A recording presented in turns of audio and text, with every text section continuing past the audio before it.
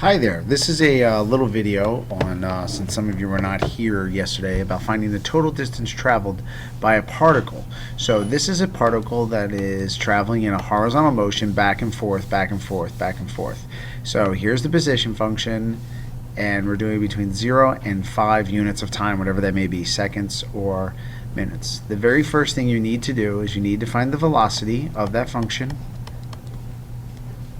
which is going to be 8t minus 2, and we have to set that velocity equal to 0. We solve for the t values where the velocity is 0. In this case, when we solve for this, we're going to get 8t equal to, we get t is equal to 1/4 unit of time. And the reason why we find that is we have to measure where the particle stops before it changes direction to come back.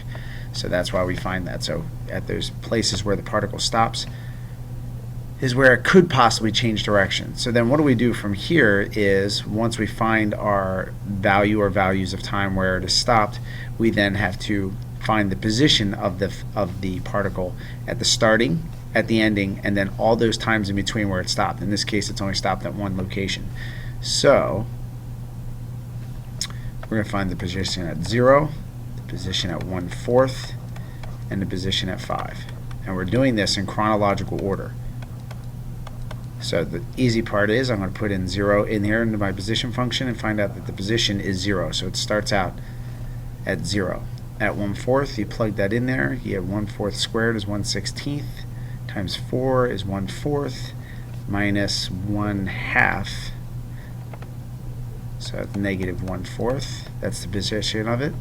And then at 5, we put in 5. 5 5s are 25. 4 times 5 is 100. We get 90. So there's the locations, the positions of the particle at these specified times. Now we need to find the total distance traveled. I prefer that you use my method of doing this. Don't get fancy. Just follow this. You might be able to do it in your head, but I still like to show the work. So if you look at this, how much distance takes place from 0 to negative 1/4? Well, the way you do that is you take this position and subtract it from this position, and you take the absolute value because distance is always positive, and you get 1/4. That is the distance, 1/4 of a unit it traveled. That makes sense. So now we have to find out how much distance traveled from negative 1/4, that position, to 90. And again, you can probably do this in your head, but I want you to actually show the work. So you take this position, subtract from it the other position, and get 90 and 1/4. So that is the distance it traveled from here to there. And now to get the total distance traveled, what do? Is you simply add them together and get 90 and 1/4 plus another quarter, you get 90 and a half. That is the total distance traveled by that particle over that interval of time, 0 to 5 units of time, seconds, minutes, hours.